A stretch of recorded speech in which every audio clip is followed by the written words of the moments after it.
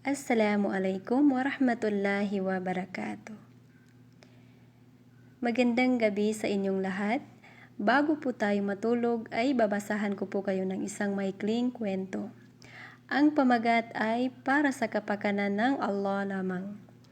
Noong panahon ni Propeta Musa alayhi salam, may isang banal na tao na madalas nananalangin araw at gabi sa bubong ng kanyang bahay.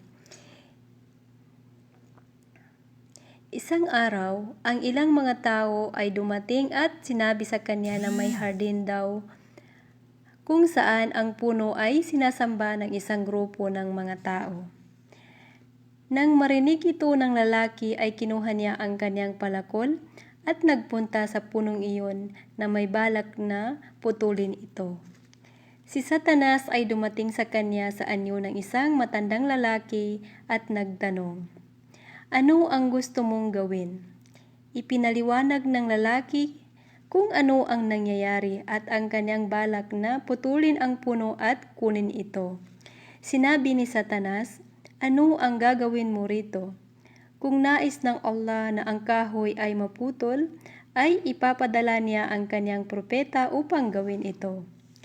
Ang lalaki ay hindi nakinig. Ang dalawa ay nagtalo at nagkasakitan hanggang sa sila ay dumating sa puntong nagbugbugan.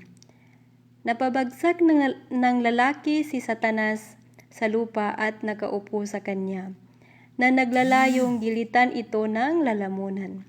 Si Satanas ay humingi sa kanya ng kapatawaran at pagpapalaya na nagsasabing, "Ipapaalam ko sa iyo ang isang bagay na makakatulong sa iyo sa mundong ito at sa kabilang buhay. Bibigyan kita ng 2 dinar araw-araw. Maaari mong ipamigay ang bahagya sa mahihirap at ang bahagya ay gastusin mo para sa iyong sarili. Iwanan mo ang puno na ito na hindi pinutol hanggang ang Allah ay mag-utos kung ito ay tama o mali upang ito ay putulin." Ang lalaki ay nalinlang ni Satanas. Naisip niya na ang mungkahi ay tama at bumalik sa kanyang bahay. Sa ikalawang araw, nakita niya ang 2 dinar sa ilalim ng kanyang unan. Nagalak siya sa pera at ginugol ang ilan sa mahihirap. Ngunit nang sumunod na araw, hindi niya nakita pang muli ang pera gaya ng inaasahan. Kaya muli niyang kinuha ang kanyang palakol at pumunta sa punong iyon. Sinabi ni Satanas sa kanya sa anyo ng isang matandang lalaki at tinanong siya, "Ano ang gusto mong gawin?" Sinabi niya, "Gusto kong putulin ang puno." Sinabi sa kanya ni Satanas na wala siyang kapangyarihan na gawin ito. Kaya't mas mabuti na bumalik siya sa kanyang bahay. Hindi siya sumang-ayon at muli silang naglaban. Sa pagkakataong ito ay nagtagumpay si Satanas na labanan ang lalaki at pinatumba siya sa sahig. Ang lalaki ay nagulat dito at tinanong si Satanas kung bakit ito nangyari na hindi niya natalo sa pagkakataong ito.